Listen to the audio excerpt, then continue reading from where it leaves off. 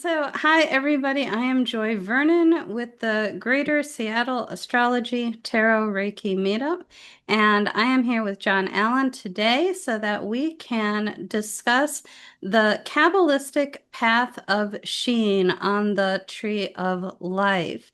And its symbols include the Tarot Judgment card, the letter Shin, and the element fire. So we're going to be getting into exploring the symbols of that and having a guided meditation through that experience.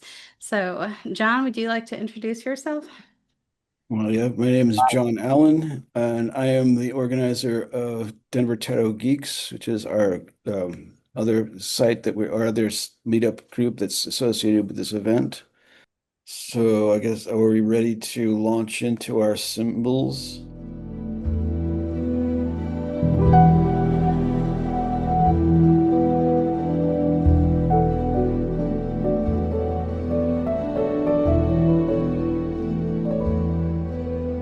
You should be seeing a big orange, yellow, red kind of thing going on here. This is our introduction to the path of Sheen. It looks good, John. And we'll go ahead and start with our situation on the tree. It is the path right here, which connects Malkut with Hod. And as we had gone through those particular Sephiroth in previous sessions, maybe just a very quick synopsis that Malkut is our ordinary consciousness, and the Hod is our intellectual consciousness, the part of the Ruach or the personality, which is pure intellect.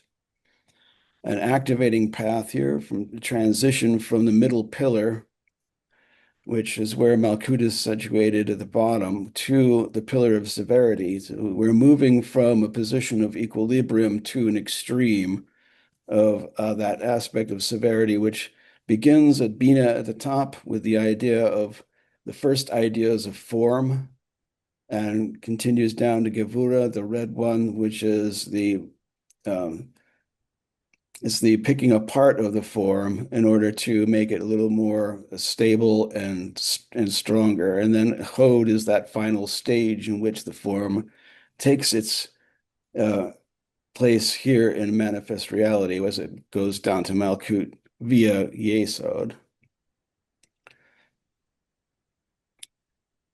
So Oh, we'll start. hold on, John, Yeah. before you change slides. I wanted everybody to take a look here. Thank you. I wanted to everybody to take a look.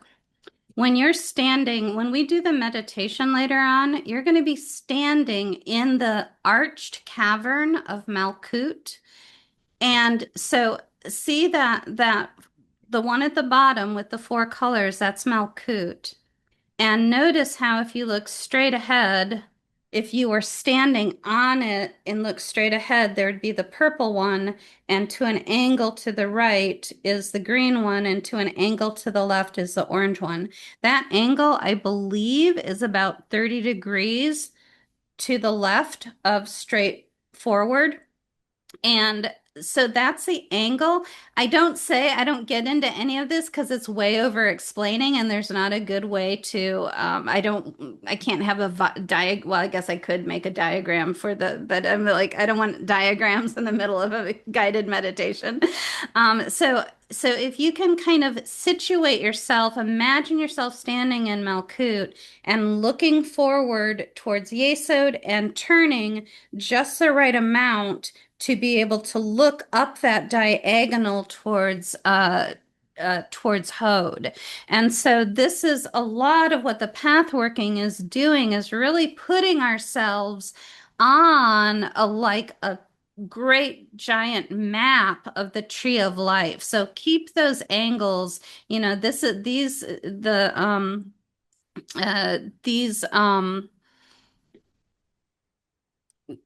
it makes me think of astrological aspects, and so the angles are important. So, so keep that in mind. Okay, thank you, John. Go ahead.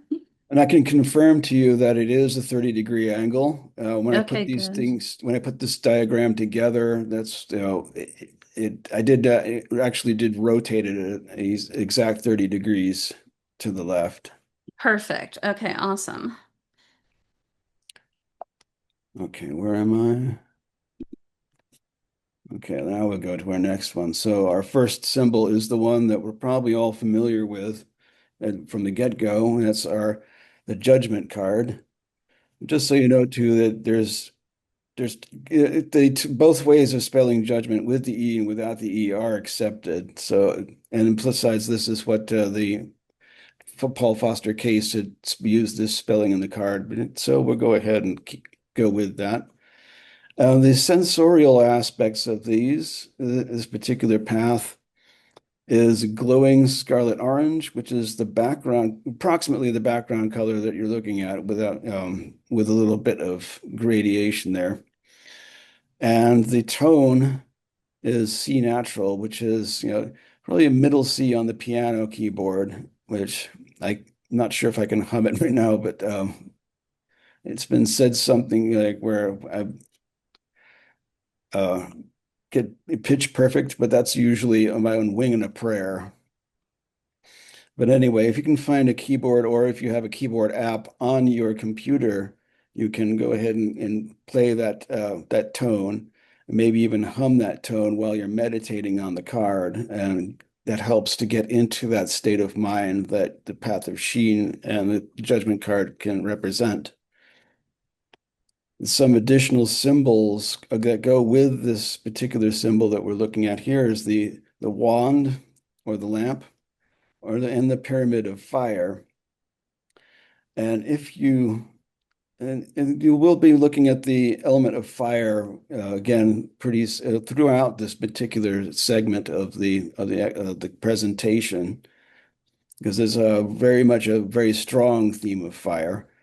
If you even look at the figures in the card, you can see that, if you connect the dots between the woman, the man, and the angel, you get an upward pointing triangle, which is the symbol of the glyph for fire.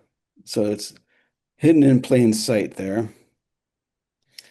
The mythological principle, well, actually, before I move on there, I just wanted to point out also that these particular figures in the card represent different aspects of fire, which we'll also be touching on in this segment, where the male is representative of the fire itself, volcanic fire to be specific. So it's fire that emerges from the ground. The female character is representative of light, the astral light, and the child in the middle is representative of latent heat. So you have these three stages of fire that we'll be looking at in consort with the three symbols that we'll be looking at now. Uh, the mythological principles, rebirth through fire. One of the more immediate myths that are, you can look at this in this context, is the myth of the phoenix, where the phoenix is perpetually dies and is reborn out of its own ashes after it bursts into fire, which is part of, a little part and parcel of what this path, the experience on this path is like when you're actually submitting yourself to that cleansing fire, and everything that is unnecessary or unworthy of the upward journey that we're taking on the tree is burned away. It's like you're checking your baggage before you go on the flight. And along with the aforementioned stages of fire, the first stage of the fire is light. This would happen like if you ignite a source of fire, like a match, then the first thing that you experience from that fire is the light that it produces. You have the same kind of light that is representative or being shown in, say, the sunlight also. And the sun itself is just basically a very large controlled nuclear explosion. where it radiates that fire and then actually gets that fire and it uh, to express the next stages of fire, which we'll probably be looking at in our next symbols.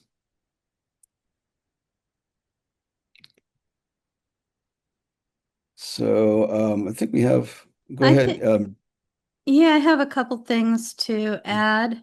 I, when John and I were going over this in our prep session, I was like, oh, wait, look at this, the wand and the lamp, because if you'll remember from Hode, our magical image of the hermaphrodite, according to the John Michael Greer, uh version of that image held a wand and a lamp, and we were kind of like, where did he get those from? And then it's like, oh wait, from the path of judgment that leads into the path of Shin that leads into Hode. So I think that that's interesting.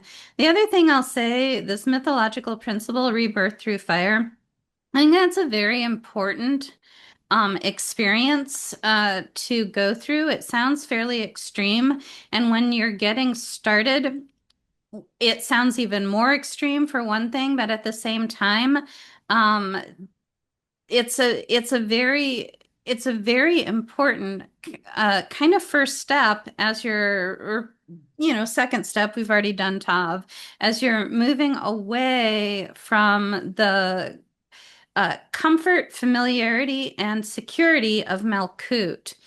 Um, I when I design group meditations, I'm not going to do something as extreme as rebirth through fire, because that not everybody's going to be able to manage that well. And so our meditation does not use that exact that metaphor. We use the stages, the fire, the light, and the heat that John mentioned is what we're going to be talking about. But remember, these the guided meditations are kind of an introduction to walking the path. Ultimately, this is going to be something that you will do on your own, working through your own meditations, through your own trance work, and so on. And you might choose to experience that rebirth through fire, on doing your own personal meditations, or just as you're experiencing the landscape of the path, you might find that information about rebirth through fire comes through for you. True enough. And just also to underscore that, it is a difficult path to go on. It underscores the fact that its transition is uncomfortable, sometimes even painful to do. But I mentioned something about that. Sure. Sure. Yeah, I just wanted to put it in the context of the alchemical process, which is the regeneration process.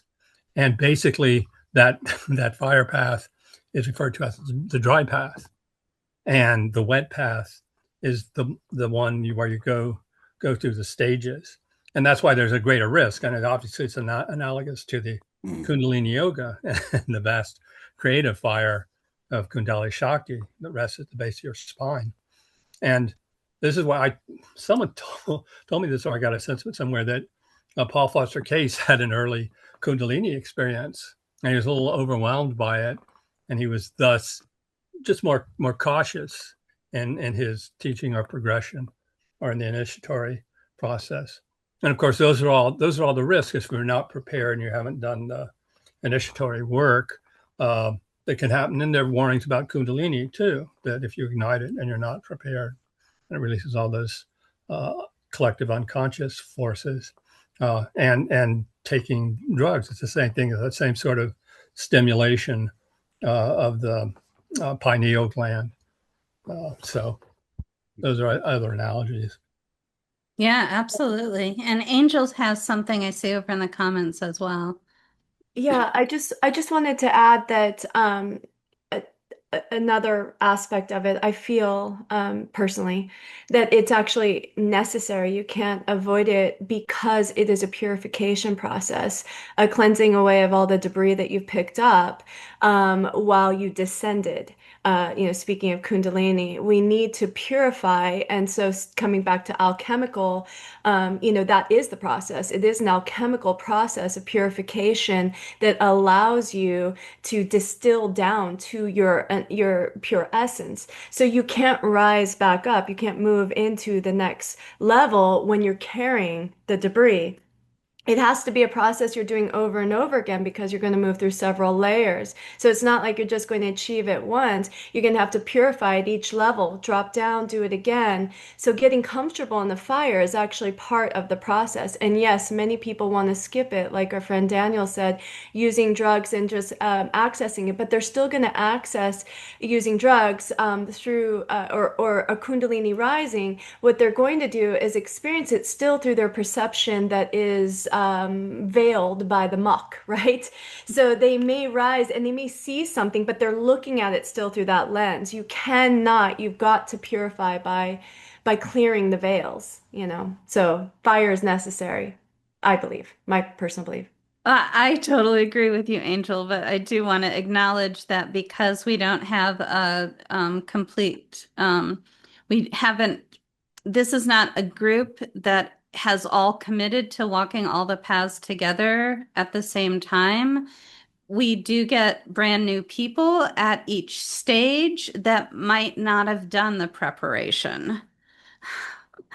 So it gets complicated trying to do this in a public forum like this with no matter how many times I post, please make sure you watch all the previous videos. Please make sure that you're doing all the previous meditations before coming into this. I cannot verify that everybody has.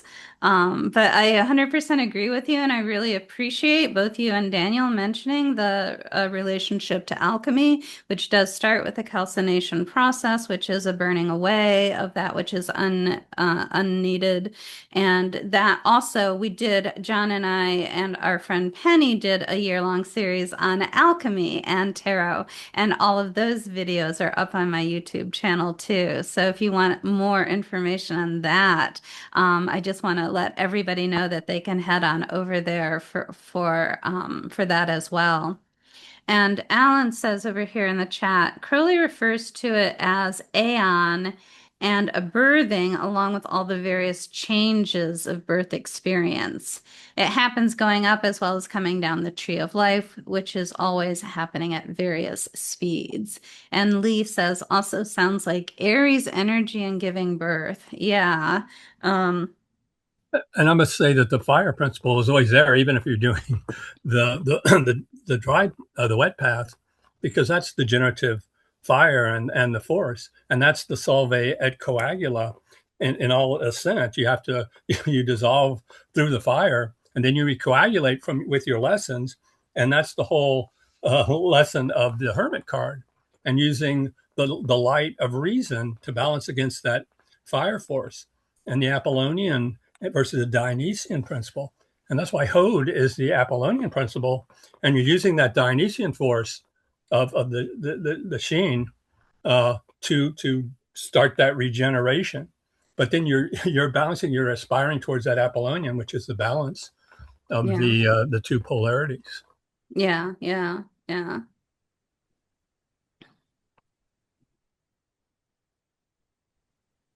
John, do you have anything to add? I think a lot of it's been sent already. Other than we can probably introduce the what we did before, which was when we draw a card for each of the symbols about what can you learn from this symbol of the experience of that card. So if everyone would like to draw a random card at the moment, we'll give you a little bit of time to write down some notes. And we'll go ahead and we'll have maybe a little bit of time after the fact when we get to the end of the symbols to kind of review what we've learned. Yeah, so Oh, sorry, John, keep going. Okay, go ahead. No, I think I'm done with that. Oh, I was just gonna say, if you want to write your card in the chat, you can. These cards, we'll pull three cards for the three main symbols. Um, so we're pulling card one right now on this slide. These cards that we pull as we go along will be used in the meditation. So keep that in mind. And we won't take time to share the cards because you'll get more insight on them as we go through the meditation. But if you want to, we won't talk about them, but if you want to put it in the chat, you're more than welcome to. So Okay, that that sounds card good. draw, what you're asking is right there on the left. What can I learn about the Path of Sheen experience from the Judgment card? And so the card you draw randomly will help to um, give you insight into the Path of Sheen and the Judgment card. You want to go forward, John? Sure. Okay, so we'll go on to our next symbol. If I can get this, there we go. It was the letter itself, the letter Shin, pictured there on the right. It is a mother letter. There's three of them in the Hebrew alphabet. They're classified as mother letters, double letters, and simple letters, which again, we'll cover that in due course when we go to each letter, when we go the paths. So just as a rundown, the mother letters represent the three primal elements of fire, water, and air. If you're wondering where earth comes in, that's in Malkut generally. I think also the path of Tav has an earth attribution as well, which we covered a few months ago.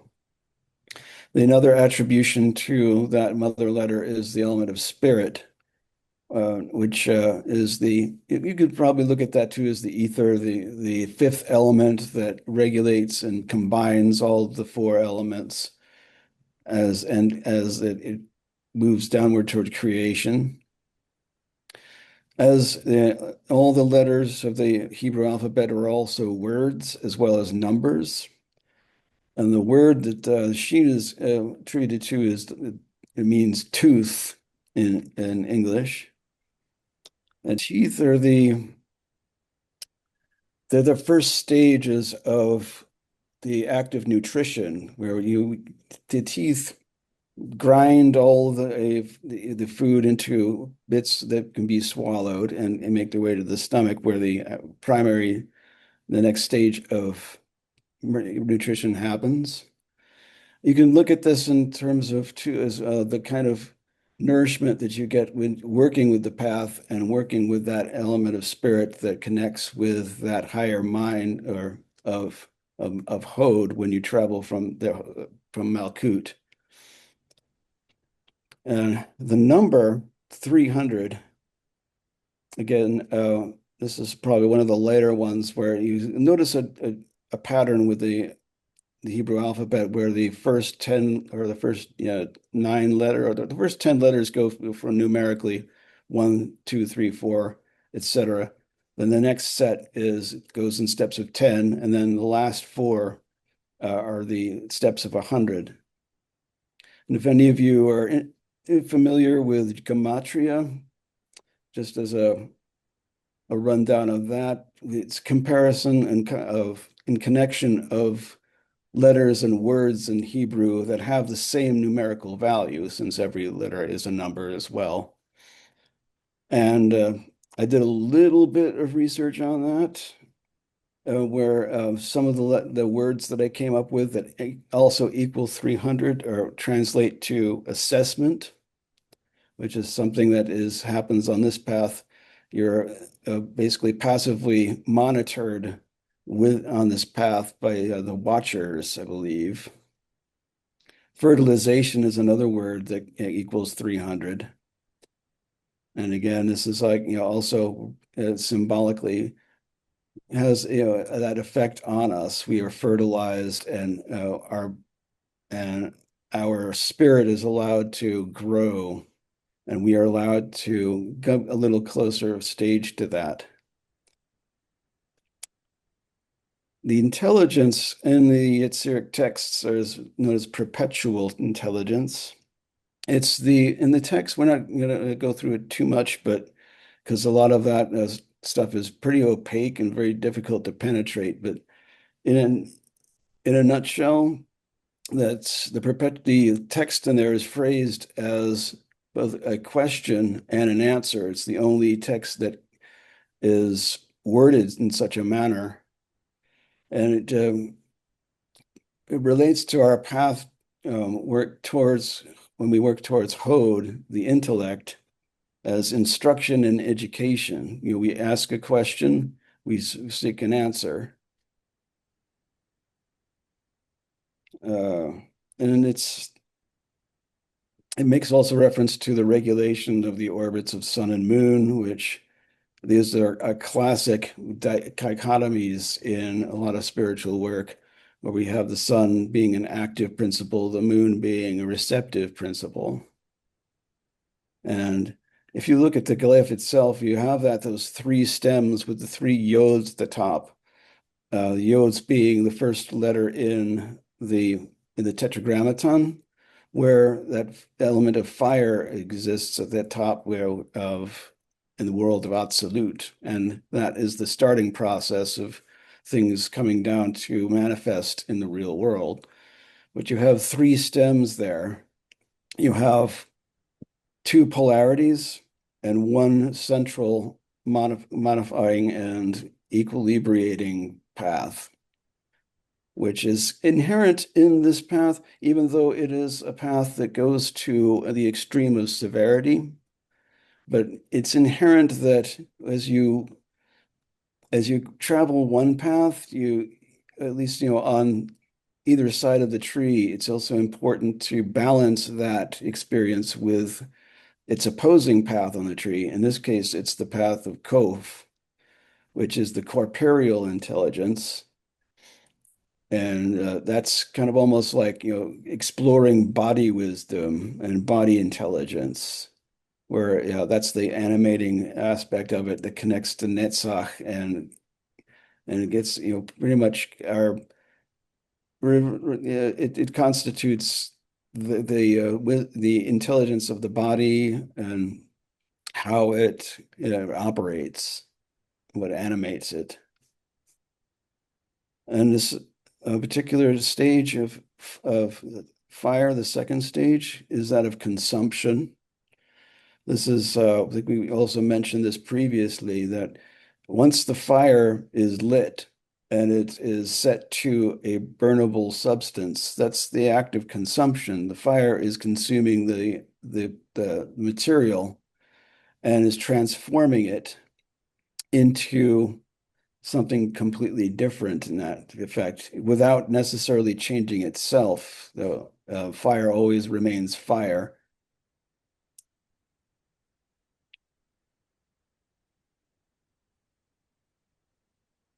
Kind of almost like the tooth remains itself the tooth. It's one of the longest lasting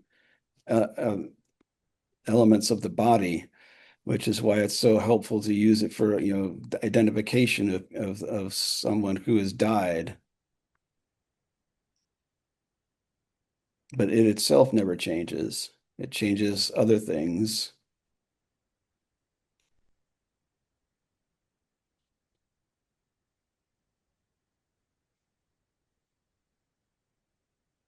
Is there anything you'd like to add, Joy? Yeah. I always learned Shin as three youds in a boat, and the yud, which is just the little blip of it's the smallest letter. It's the 10th letter. And you'll see youds on certain tarot cards, like the Tower card has them, the Tarot de Marseille Moon card has them, and the Sun card. Um, the aces, I think, in the Rider-Waite-Smith deck. That Yud is considered a divine spark or a inseminating component.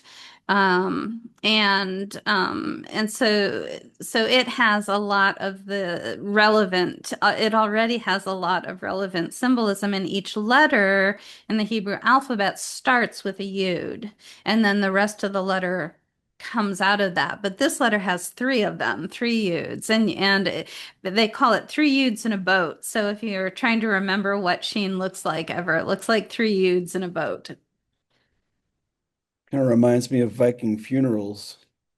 When There you go. they set them Yes. off in the boat and set it late. Yeah. It makes me think of what we were discussing earlier. Yeah, 100% with the alchemical processes and the calcination and the idea of burning away things that no longer serve. Yeah, definitely. So John, are we on our card draw? We are on our card draw for our second symbol there. So is this what I can learn from the path of Sheen experience from the letter?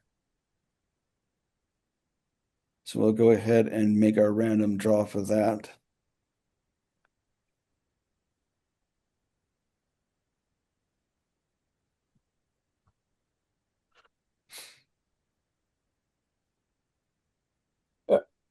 Yeah, I wanted to add though that the fire that is, as we're saying, was used in no matter you doing the wet or the dry path.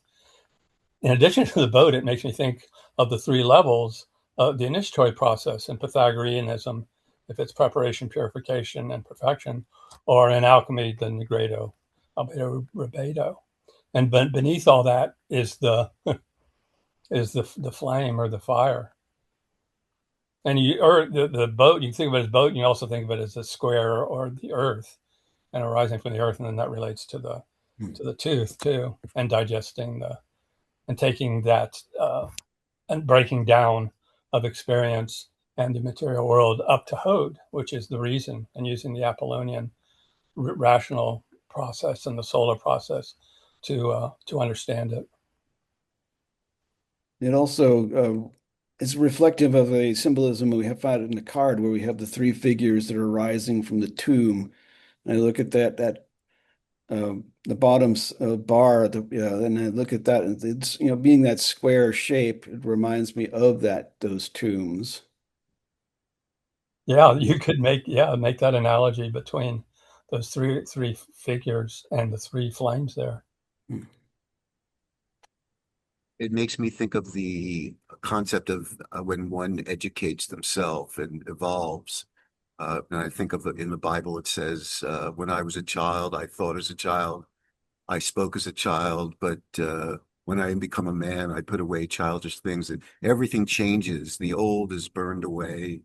The new information is absorbed and becomes a part of you, and you evolve. You either move upwards towards the source or downwards into manifestation. Like spirit entombed in the matter. Shall we go on to our next symbol? Yeah, let's do it. Good. All right, so our final symbol is astrological, and it is represented by the element of fire. As probably most of you know, it rules the fire signs of Aries, Leo, and Sagittarius, all of which are full of energy, and either beginning that energy or sustaining that energy or transforming that energy in the case of our three modes of the signs. But in particular, the fire element relates to the cardinal modality, which of course is associated with Aries, and that's all about initiating that change or that action. Aries can be a firebrand. It can be they can be excellent leaders. Joy is an Aries, so that follows. And it engenders the qualities of passion, will, expression, taking initiative, all of those nice, leadership qualities. Then again, there is that element of the element of fire can be seen here as also in the mundane sense as the fire that we keep, the fire that we have developed as a species. We have, which begins the whole process of civilization and the organization of humanity into a civilized organization. You could liken this to the fire that Prometheus brought down from Mount Olympus and gave to man as a means of harnessing the power that the gods of the pantheon did have. And of course, he paid the price for it, where he was chained to the mountain, and his liver gets pecked out perpetually. Again, the perpetual intelligence. It's that constant experience of that cleansing fire. But there's also, you can look at this also as the hearth of civilization, that it's the hearth that you keep in the home, the central hearth of fire that keeps the whole community together. And in terms of both, in terms of relationships and that relationship that they have with the spirit that binds them together.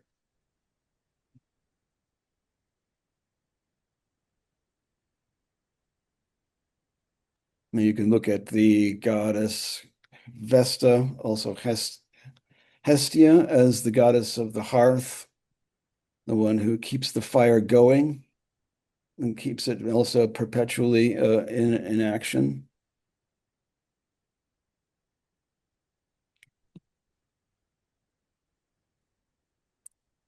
And the third stage of this particular aspect of fire, or the symbols that we have, and as they relate to fire, is that of warmth.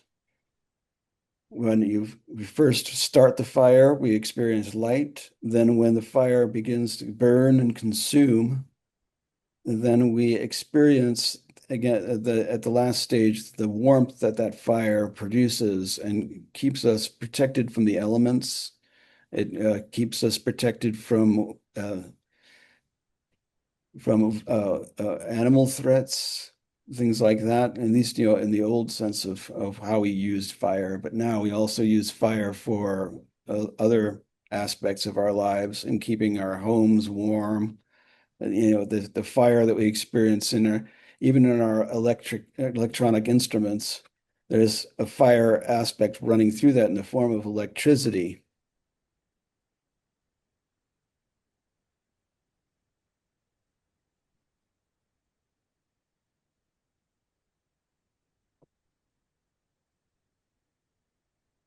I sometimes think of this kind of fire as the banked fire that will stay warm through the night.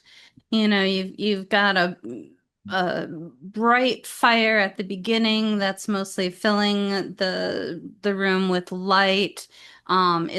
It is consuming a lot of fuel, and then before you go to bed, you bank the fire, and that burns at a much slower rate, and it's not producing a lot of light anymore, but it is still giving off heat.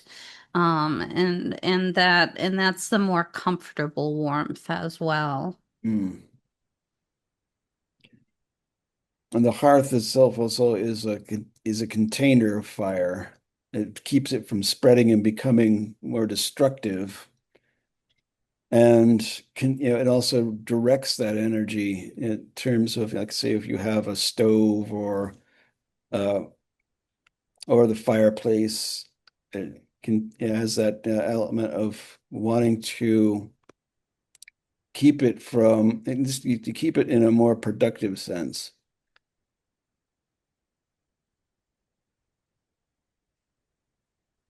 Yeah, it's interesting. In many ways, we're very separated from actual fire, um, in our modern lives. Well, and I also think of the fire in terms of it's at the root of our consciousness biologically too, and the three aspects of the human brain, from the serpentine, which is this generative instinct and impulse, which at the lowest level turns to self-preservation and protection and all the territorial patriarchal things about it. And again, this relates to the three initiatory levels. Um, and that's why in alchemy at the bottom for sulfur is the cross, and that's like this potential fire that we have within us. And this also relates to the myth of Hephaestus as well. Hephaestus was also thrown down to the center of the earth, which is the core of the earth. And again, that's the root of our consciousness and being, is this generative to fire. But you have to direct it and focus it with, that's again the lantern of the hermits and the rational Apollonian uh, consciousness.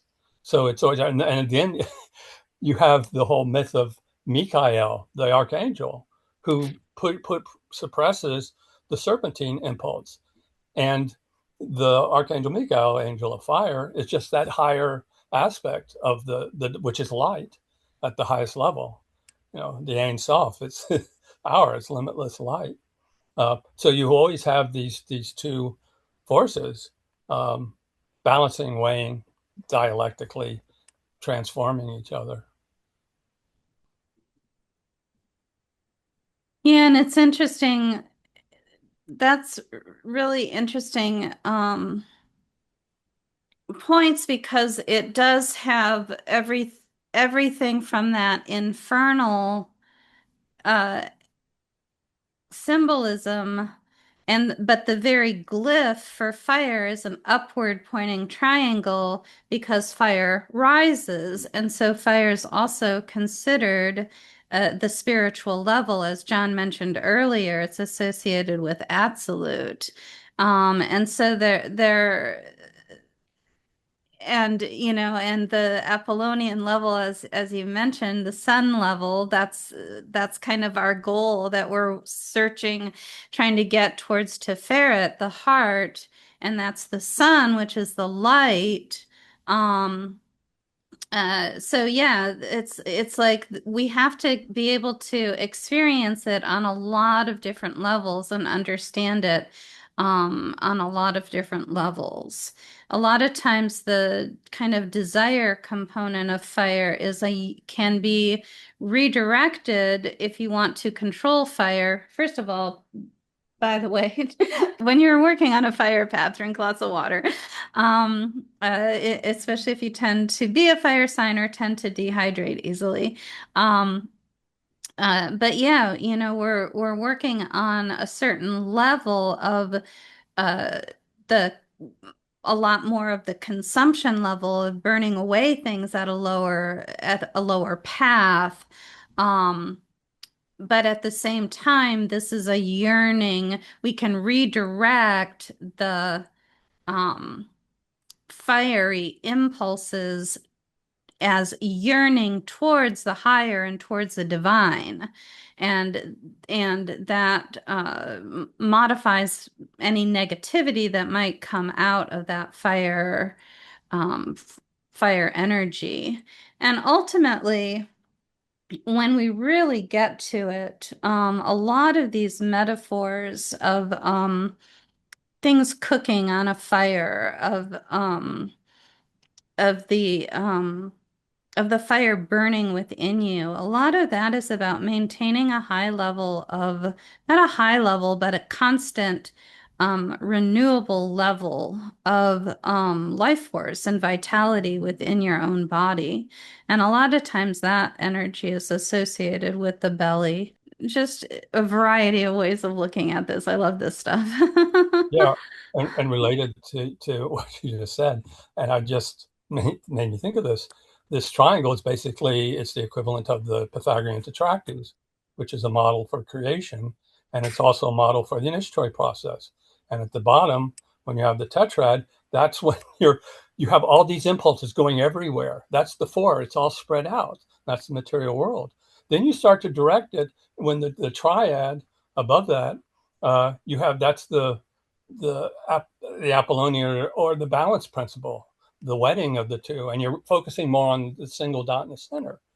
And Yeah. but then you get to the dyad, and then that's the purification phase, and then you get to the perfection phase from the two. That's the dyad, and then at the top is the single point of unity, and that's why this is also it's the same shape as the pyramid, which were constructed in order that the initiates at the bottom level could take in this energy and direct the fire to the point. And all the metaphors of the mountain and you send the mountain from the Mosmeridan and alchemy to so many others and Buddhism.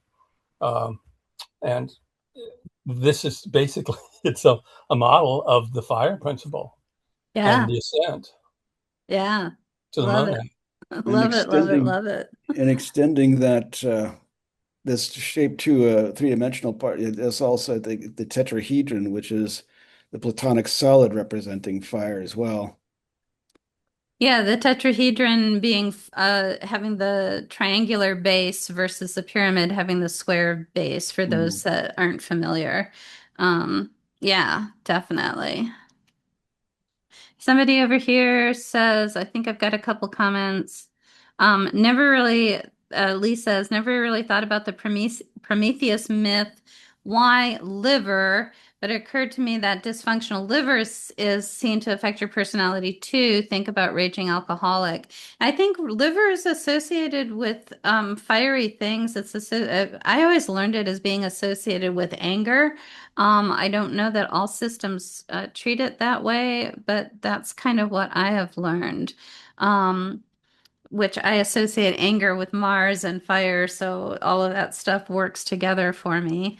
Alan says the most ancient form of worship all over the world under different names was the worship and sacrifice through fire to Saturn. Okay, okay, yeah, yeah.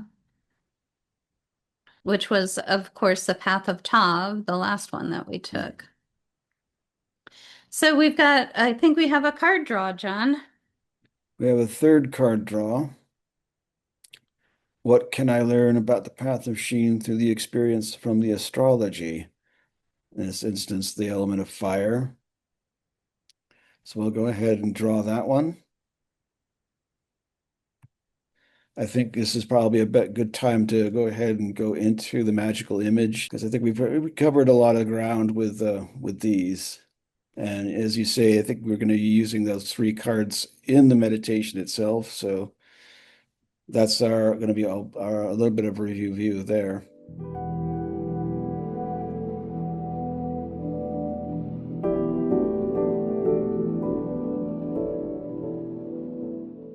And again, I recommend that people write down their experiences, record them to come back to later. And of course, once you get the hang of how these pathworking meditations work, which is basically start at the magical image at the head of the path, go through the doorway with the tarot card on it, find a tunnel that is the element of the path, come out into the landscape of the path, and then you've got during the tunnel portion, you're concentrating on the card of the path. Once you're out into the landscape, you'll come across the letter of the path, and then prior to getting to the end of the path, you'll see the astrology of the path, which in this case was the element fire. And then you explore each of those three symbols, and then proceed to the end of the path. And that's all you need to do. Nothing else that is like the essence of the meditation. Nothing else is required. And so you can do that on your own whenever you like. Okay, are we done, John? I believe so. We'll thank everybody for attending and staying with us for the overtime. We really appreciate it. Yeah, 100%. Yeah, see everyone next month. I think we're doing the Path of Resh, right? We've That's got two right. paths in a row, but we'll be starting from Yesod. I mean, we'll enter there, we'll connect with Malkut, but then we'll move to Yesod and do the path of Rush over to Hod. Review Malkut, Yesod, and Hod, or at the very least Yesod before next time. Yeah, for sure. And then, of course, after that, we'll get going on the next Sephirot of Netzach, which will pave the way for paths of Kof and the path of Sadi, I believe. Yep. Yep. And So then going up. ultimately Pei, which ends the year. Hmm. And if we don't destroy everybody in the group with all the crazy path working, they will come back next year for the paths beyond the veil.